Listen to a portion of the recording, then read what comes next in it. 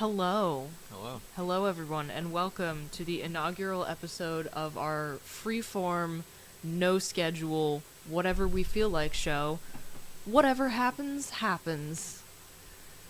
Today, the inaugural episode, this is going to be Psychological Torture Edition. Because what we're going to be doing over the course of the next 45 minutes to an hour is Kyle and I, my lovely partner Kyle here, we are going to be talking rather pretentiously, rather academically, about an art house horror film that we love and that our producer, Nick Wilson of the Big Dumb Monsters podcast, absolutely hates. And the rules for this are as follows. So, Nick, you unfortunately have to sit here and listen to whatever we have to say about this movie until the last 5 minutes of the stream, wherein you get 5 minutes, those 5 minutes, to bully us relentlessly. I'm gonna steal your fucking lunch money. But before those 5 minutes, you cannot speak. You are, however, allowed to get as drunk as you would like. I can't get as drunk as I would like because I have to drive home. I'm a responsible adult. Yes, we do not condone that here on the network, so with that caveat in mind. We've got the producer cam so we can see the reactions of this man we are holding captive, essentially. And he is allowed to speak in chat. He's just not allowed to say anything to us. Just so everyone knows, I didn't volunteer for this. No, he was voluntold by me. Voluntold. You know, the same thing happened when I had to watch Mac and Me. Like that one. No. Everybody had a meeting. Everybody got. No, I know everybody. Got to pick their movies. I know everybody had a meeting, but I didn't know at the time how much you were going to hate it because I also didn't know how much I was going to hate it. It was bad. But and we have Brooke sitting silently in the background to maybe stop Nick from killing us if he tries, but I don't know. She couldn't hold me back.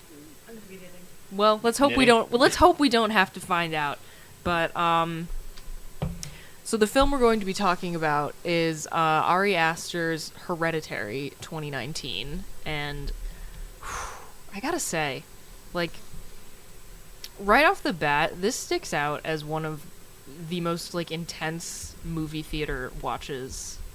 I have been chasing the high of Hereditary in theaters since 2019. Yeah, I saw it in the theater, and it was very intense. Everybody was locked in. It was pretty quiet. And I don't know, I just think it's so... The acting is so good in this movie. This is one of those things where, like, I'm going to try to keep this as chronological as possible. We don't actually have the movie playing right now, so we've both seen this multiple times, and we watched it recently to prepare, so it's pretty fresh, but if we mix up events, deepest apologies. But I just completely lost my train of thought. Wow. Off to a fantastic start. Can you tell this is the very first time we've ever done this? First time podcasting? You know, it might as well be. Every single... I'll let that slide for now, mister. Hey, I'll make fun of you. I'll leave the movie till the end. That seems fair. I guess. What was I saying? Yeah, no, everyone was just so... This is one of those movies. Everyone is so locked in, and I think it's because it's one of those movies where you forget that it's acting. Like, that was the TikTok trend for a while. It was like, oh, what's a performance? That was so good. You forgot it was acting. But truly, I think this is a prime example of that. I was thinking about it earlier this afternoon in preparation for this, and trying to figure out why I liked this movie so much, even though I will say I do agree it's kind of pretentious. That doesn't hurt it, in my opinion. I can understand why people will feel it's too pretentious. It doesn't hurt it, in my opinion, either, because I am of the mind that, like, pretension should exist. Like, someone should be thinking on a higher level than me. You know what I mean? Like, I should not be the person who's digging the deepest into anything. My level of cognition should not be as deep as it gets on this planet. So, maybe that's why I find myself so willing to let the quote-unquote pretension of this slide. But, please, finish your thought. I was thinking that I was trying to figure out why I felt that it was because most of this movie up until the finale is like not anything typically like horror that you would typically see in a horror movie. It's just like family dynamic shit. Yeah. And and it's so tense because in my house growing up, we talked very loudly at each other all the time. Mm. And when people were mad, they would tell you they're mad. If they would tell you to do stuff, they wanted you to do stuff. So these silent, like, dinner table where you're essentially like you're fighting like psychically. Yeah, just people weaponizing silence against each other. That gets under my skin more than anything. And I haven't seen it done in horror movies too much. They do it in, like, The Exorcist is kind of the blueprint for this, I think. Yeah. But and you have to have strong performances to really bring that home. Absolutely. And Toni Collette, what a legend, first of all. She's already a fantastic actress, but this is such a knockout performance from her. I hate that the Academy snubs horror as a genre in the way that it does. It pisses me off so much. Like, the fact that we've only ever had, I think, one quote-unquote horror/thriller film, Silence of the Lambs, ever win Best Picture. We've only had, like, one or two women win awards for horror films. It's Kathy Bates in Misery and Jodie Foster, right? Yeah, I think she won. Excuse me. Yep. But yeah, I wish horror was taken so much more seriously as a genre by the film establishment, because she wasn't just robbed of a nomination, she was robbed of an Oscar. Yeah. Like, in my humble opinion. I'm surprised they didn't try to, like...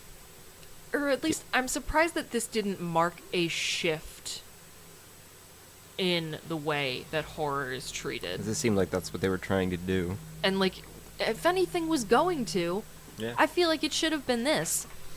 But... And the son, I can't remember which Wolf brother it is, what his name is, but... I'm pretty sure it's Alex Wolff. He does the best job in the movie, in my opinion. Also, just the fact that he said he was willing to break his own nose on camera, like... Yeah, well... That's dedication. Yeah. And I do recall reading somewhere, it might have been in, like, IMDb trivia or whatever, that Toni Collette had told her agent, like, enough with with the dramas and the sad stuff, like, I need a break. But that script showed up, like, hey, we have a role for her, and her agent passed the script on because she thought it was too good to miss out on, and she read it and was just like, God damn it, I have to do this. I gotta break my own rule now.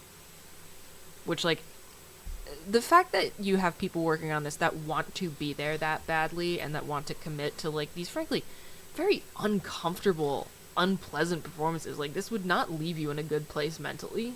Mm-hmm. So, like, the fact that you're willing to have people commit to that, especially a person who said, no, I don't want to do any more sad stuff for a while, I think that speaks to the strength of your screenplay.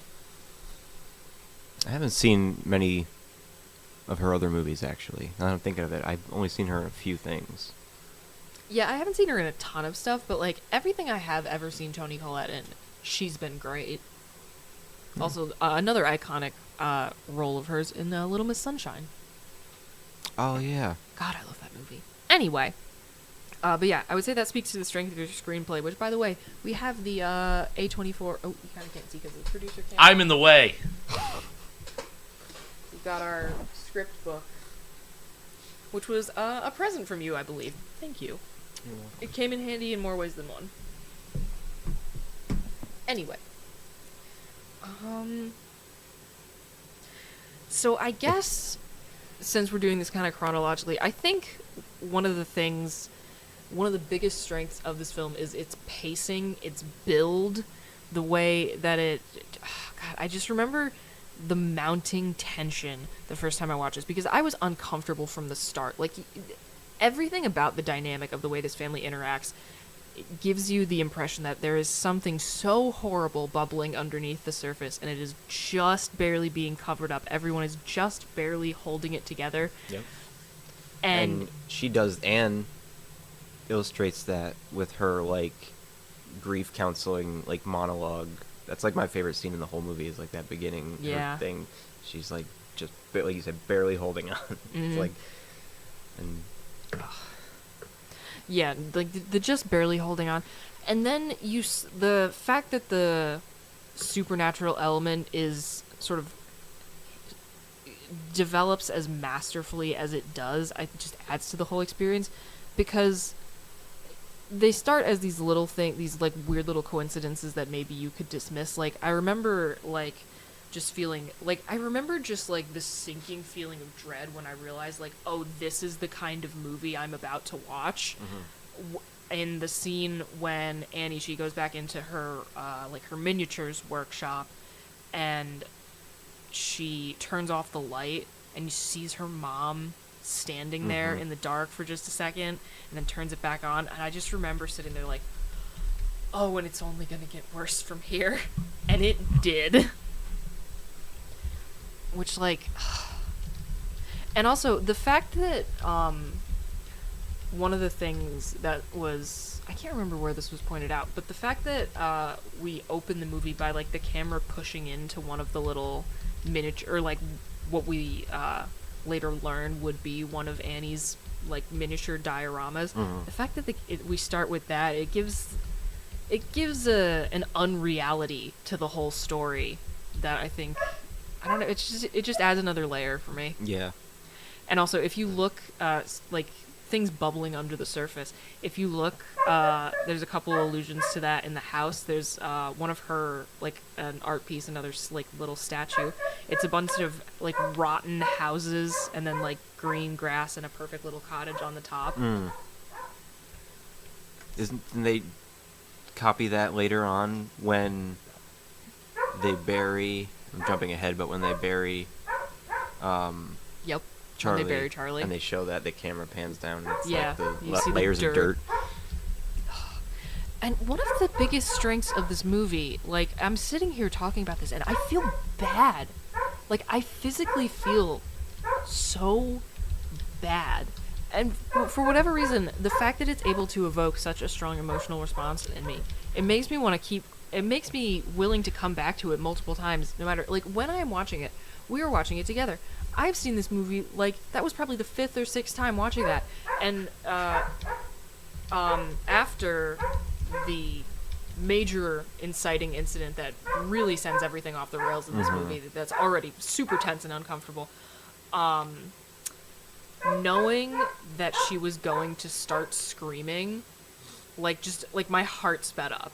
And I, like, started feeling tense on the couch. I was like, oh, fuck, it's coming, it's coming, it's coming. Like,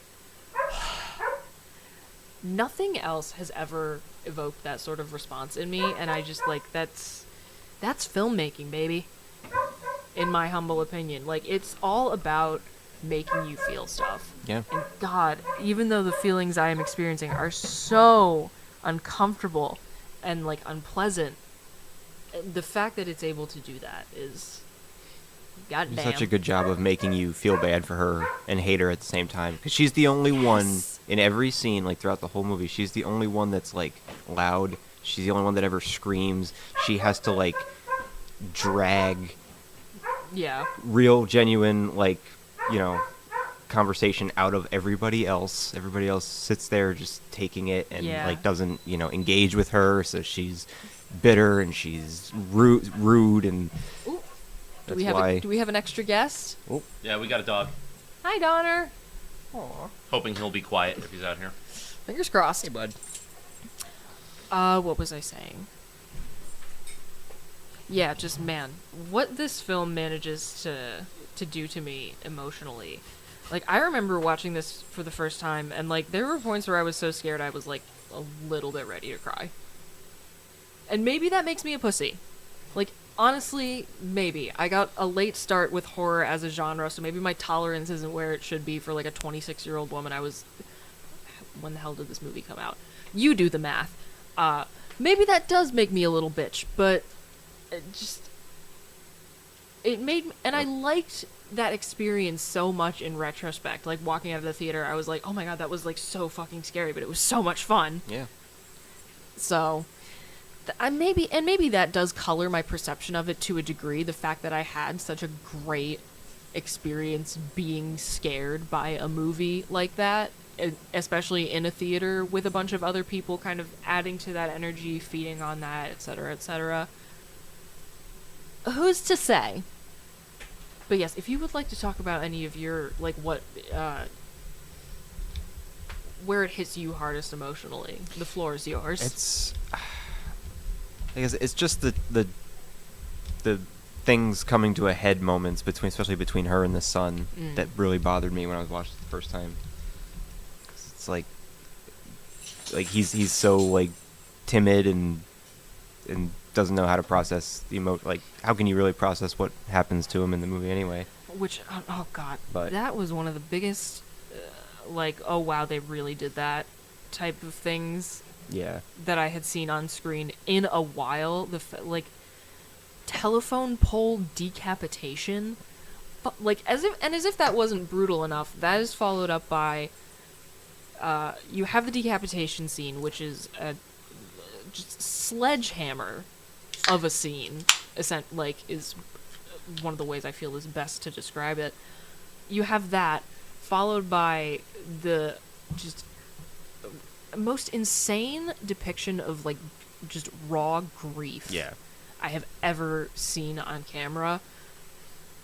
Immediately followed again by some of the most shocking imagery I had seen up to that point, of a little girl's decapitated head crawling with ants on, like, the fucking Utah highway. Oh.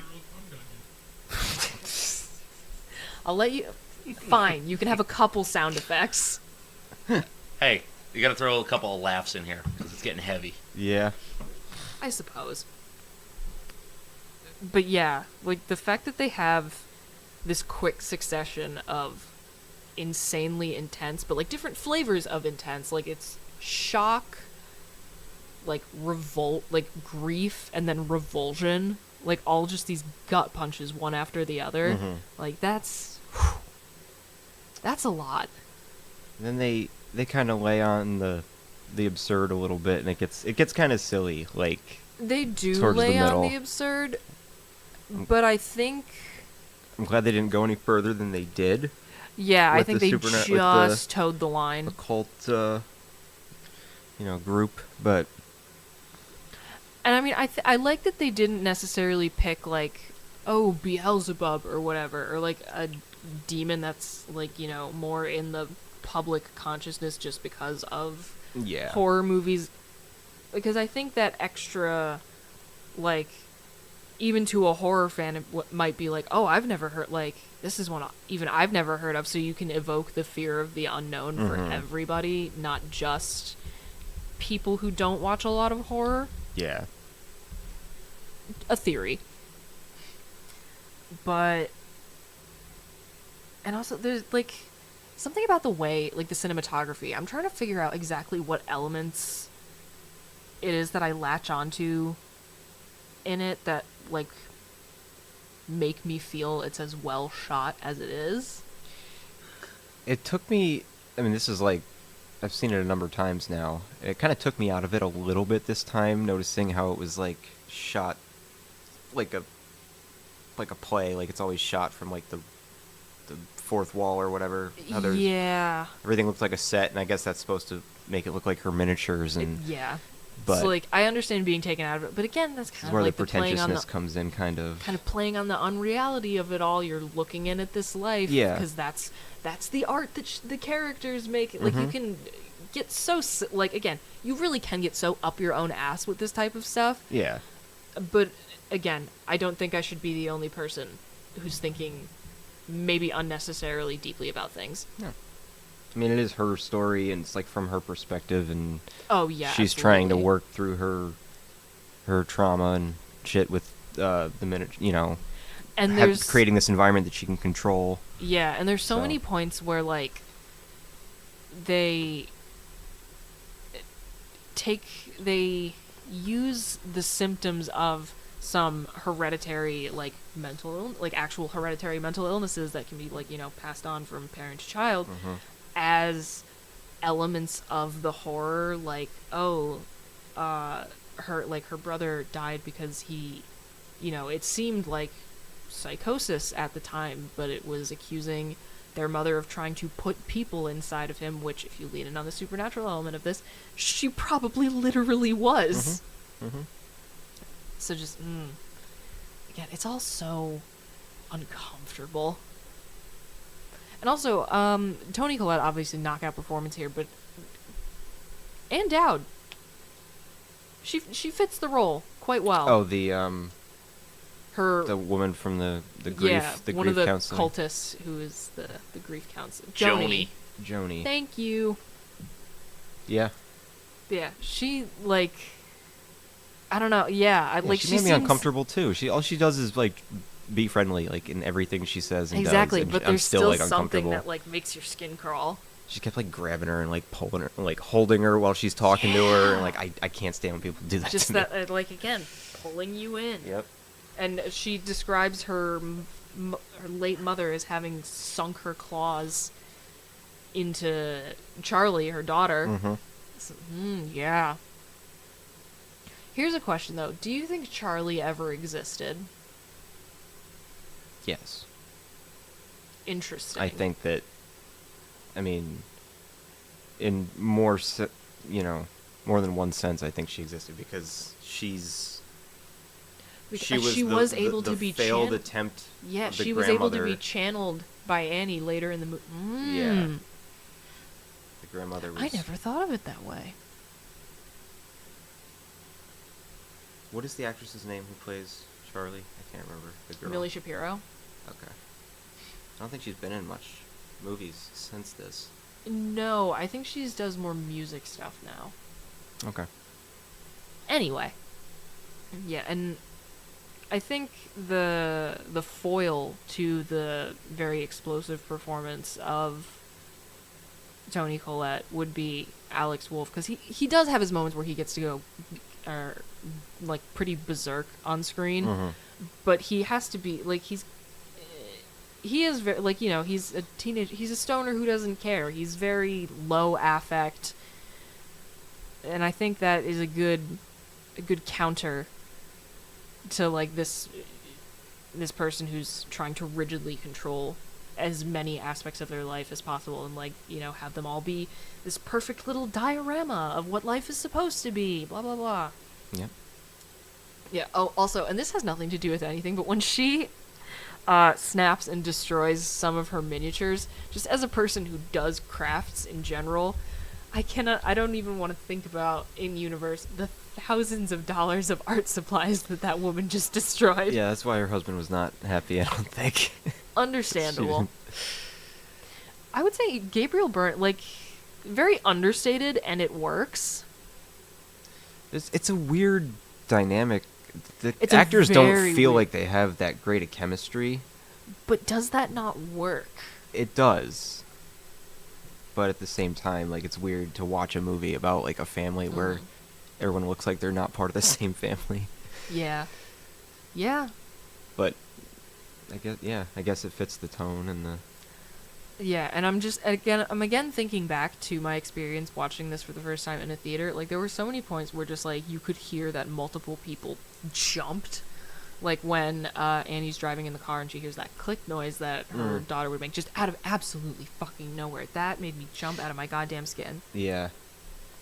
That, and like, I will never forget the collective noise that was made when during the shot of Peter's bedroom where Annie's like up in the corner all like fucked up climbing the walls demon, because it's like the lighting is very dim and you almost can't see, like they slowly adjust it so like you see it at kind of the right time.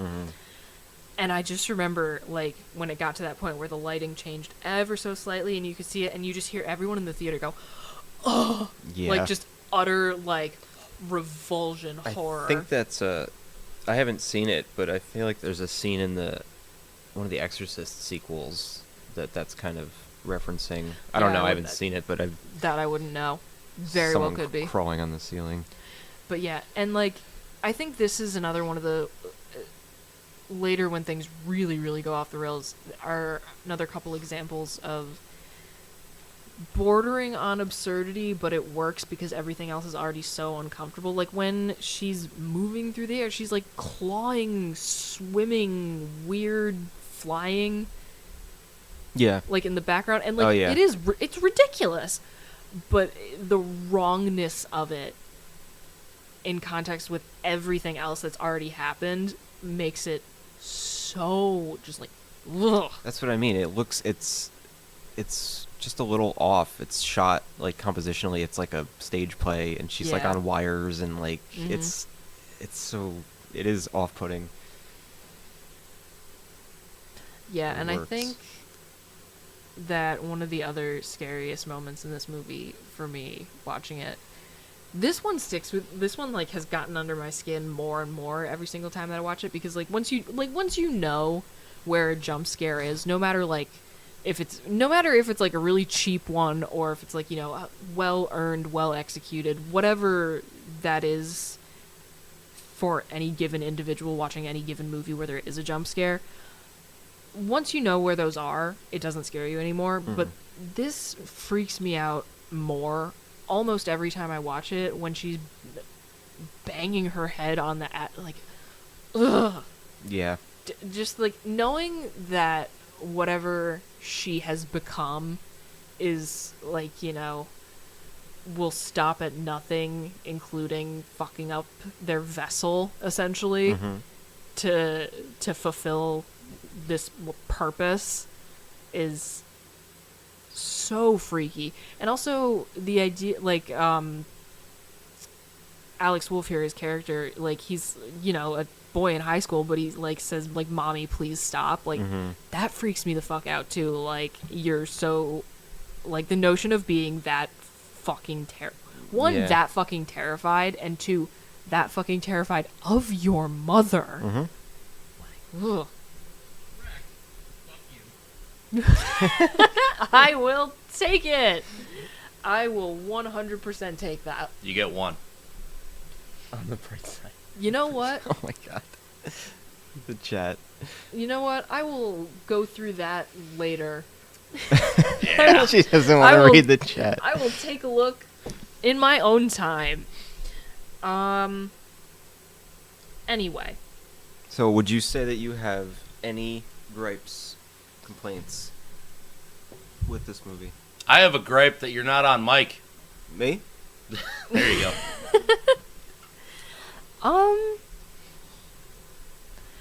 I don't know. I mean, if I thought about it, I'm sure I probably could come up with something. Oh, this felt a little too tongue-in-cheek because the film Get Out had already been made quite the splash by the time this movie was released. When Ann Dowd's character is like casting Peter out of the body that's supposed to be for payment, and she just yells "Get out!" Like, one, I know that's supposed to be like a reverse exorcism, in this case, reverse exorcism type thing. So like, it just felt a little too tongue in cheek Yeah. though, with the film Get Out already being in the zeitgeist in the way that it was. Yeah, I think her scenes are a little drawn out. It could have been probably 15 minutes shorter, the whole thing. A They little bit. were a little more subtle with her stuff and Yeah. the So- lead up to the finale. I guess, like, that moment and a couple other little things a lot, like, those would be my criticisms, but this honestly is a 5-star movie for me. Yeah. Just because of the impact that it, like, one, the impact of watching it the first time, and two, the fact that I've been able to go back to it as many times as I have and still be really freaked out by it, Mhm. and still, like, have this strong emotional reaction to the performances, to everything about it. Yeah. Yeah, it does have more rewatchability for me personally than some newer horror movies that I've seen. Yeah, I would definitely agree. I'm trying to make sure we're covering all of our bases here, because I know myself as a person, and I know that we're gonna like start wrapping up, and then I'll be like, wait. I hear someone typing behind me. Don't worry about it. I know, I'm starting to get a little scared. I don't know. I mean, I'm not really sure what else I can say. A couple just little random things I like. Why it has some rewatchability power, I think, is because you do pick up on things, like different subtle things the more times you watch it. Like you'll notice, like, oh, this person who was at the funeral in the beginning is actually in the cult later, and so was this person. This is one I didn't recognize until somebody, I think it was IMDb Trivia, pointed it out after I checked it, my most recent viewing, was that one of Peter's classmates is also in the cult. Which I had, like, picked up on, like, one or two people on subsequent viewings, but I didn't notice that until somebody pointed it out to me. So, like,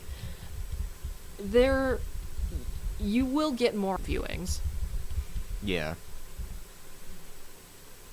And honestly, that's kind of a rare find. So, and this is all, again, gonna get ever so slightly forgiving towards Nick here. This is all just my opinion, and frankly, I am well aware that I am, like, my type of person is the target audience for this. Like, this definitely is, like, it's not blockbuster horror, it's art house horror, and it's the conventions of that subgenre are the way they are because the people, like, because of the way the target audience is. So, I'll be a little bit nice before I turn the floor over to Nick so that maybe he won't tear into us quite as badly, but I don't have much hope. Do we want to do it? Do we want to let it rip? Put 5 minutes on the clock? Think we could. Think we can do it? All right. Let us have it. All right. So first of all, I'm not going to attack you guys. You like what you like. That's fine. Oh, I was care. assuming that you were going to attack us. This is... No. Okay. Then this Well, is all you know fair. what? I'll attack you a little bit for buying into this bullshit. This fucking movie moves at a snail's pace, which is okay if you get a decent payoff. You go an entire hour in this movie getting nothing other than family drama. And the family drama isn't even all that good. You've seen it a million times. It's a family that just, like, they're weird to each other, and that's fine, I guess. If you drop that to, like, a half an hour, maybe. But, like, I watched this movie in 2 chunks. I watched it the first hour. Literally nothing happened other than the car wreck. And the car wreck is cool. It's a decent way to get the story moving. That needed to happen, like, way fucking sooner.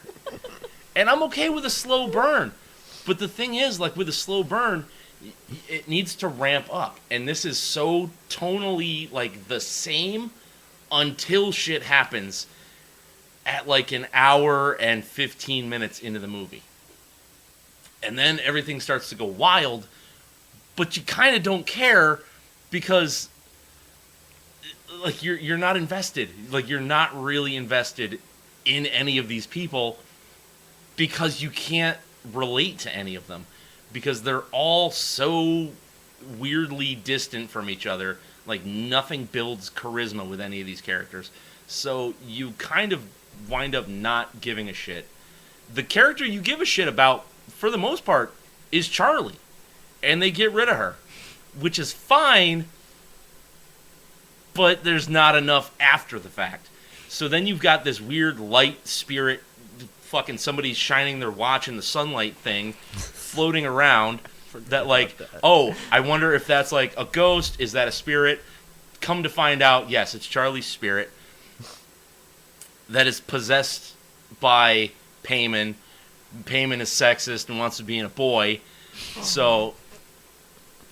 Like, okay, so why is Payman in Charlie to begin with, since she was the second born and not doing this thing to possess, the fuck's his name? Peter.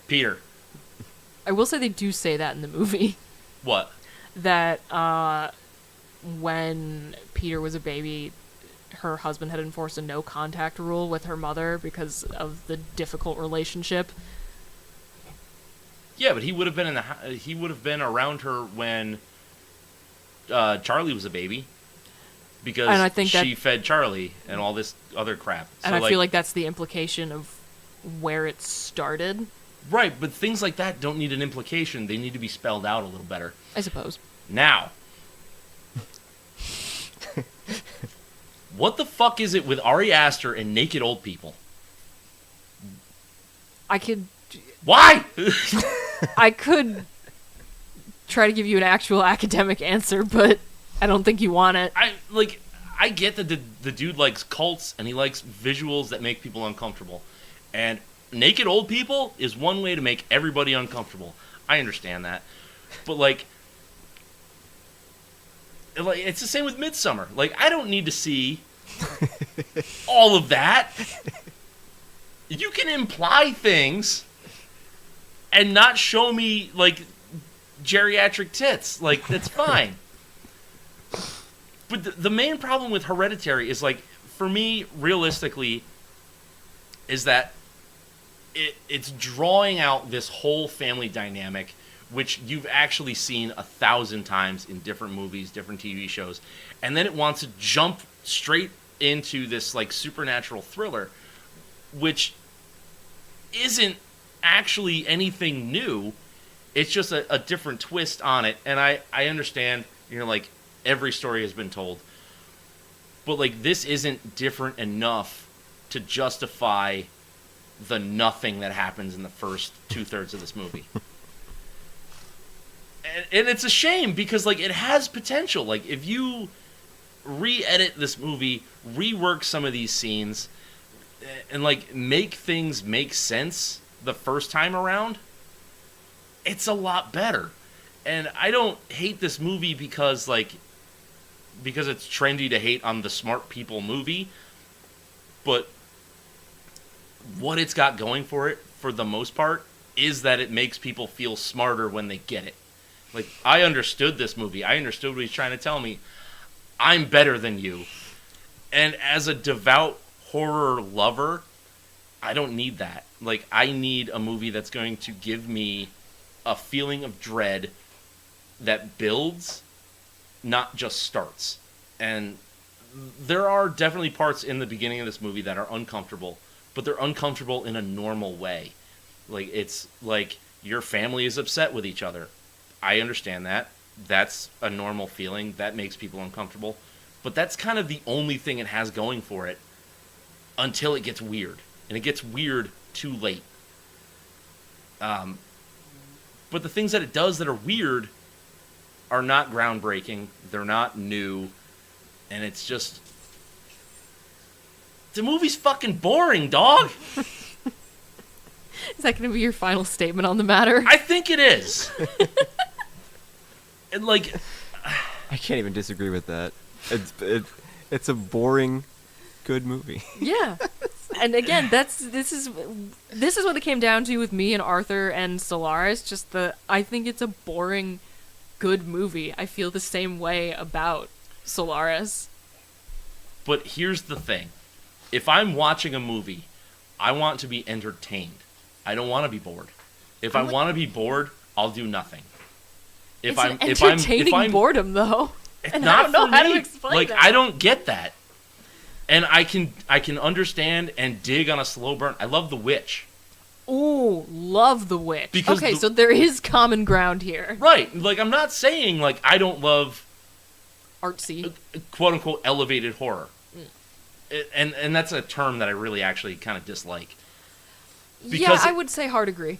Yeah. But The Witch gives you chunks of, intensity. And it ramps up slowly through the whole movie.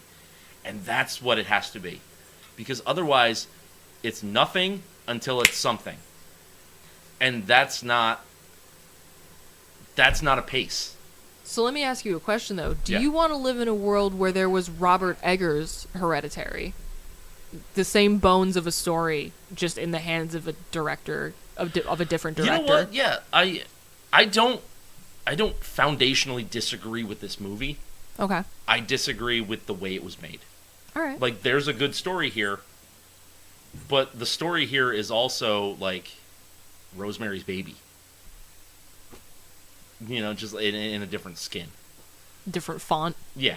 Yeah, I think they did some people a disservice by marketing it as a horror movie because it's. I mean, even though it is, but it's. No, it is a horror movie. It's just not a well done one. I mean, again, I'm going to disagree, but yeah. Not for a big chunk of it, though, like you said. It's like.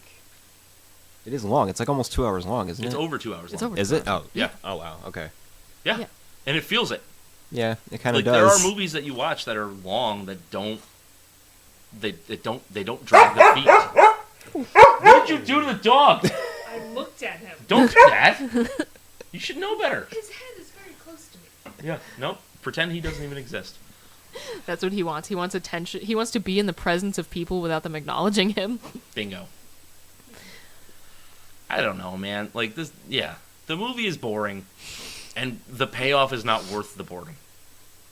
I agree with you that her banging her head on the attic door is awful to look at. It's, and just so that is uncomfortable. horrifying in its wrongness. Yeah, but when she's up in the corner, you've seen that a million fucking times. When she's floating up into the treehouse, it's tacky and it looks dumb. That one, And it shouldn't look like theater. Like, I get what you're saying, that it looks like theater, because it does. But it's a movie, not theater. It has to abide by different rules. I suppose. All right. I think this has gone as fairly as possible given the pretense. Since this was technically psychological torture, frankly, you reacted very well to it. So thank you for that, and thank you for not telling us that we're idiots and... I don't judge people for their taste. You can like what you like, and that's fine. Everybody has their own opinions. Mine are different. Do you, boo. But don't try to convince me that this is worth watching again. Fair enough, I won't try. All right. So this has been the inaugural episode of Whatever Happens, Happens. Who knows what will happen next time? Whatever happens. Not a clue. Whatever happens. Thank you guys for tuning in. We appreciate each and every single one of you. Check out Fighting with Friends. We're back on the air this Wednesday. We're going to have... So what's the schedule going to be this week? It's going to be Monday, Big Dumb Monsters. Tuesday, Regrettable Reviews. Arthur and I are talking about Creator. Wednesday, Fighting with Friends finally returns now that I have my computer functioning again. So we're going to have a little... Essentially an update episode because we've done a couple things that we wanted to talk about in the time that we were off the air. Mm-hmm. So we're going to do that. We are off for our stream Thursday because that's going to be Thanksgiving, obviously. I think the plan is to either skip that one or pick it up on Friday. I'll have to look at the calendar. So maybe Fighting with Friends stream on Friday. Do we have Defenestration Hour? I don't think we have that this week. So no Defenestration Hour. So there is your programming schedule Yep. for the coming week. Anyone else have anything they would like to announce, promo, just anything they would like to say? I will say that tomorrow for Big Dumb Monsters, we're watching Shadow of the Vampire. Hell yes. Yep. With Willem Dafoe and John Malkovich. Sounds like a good time to me. It's fantastic. All right. Adios, everybody.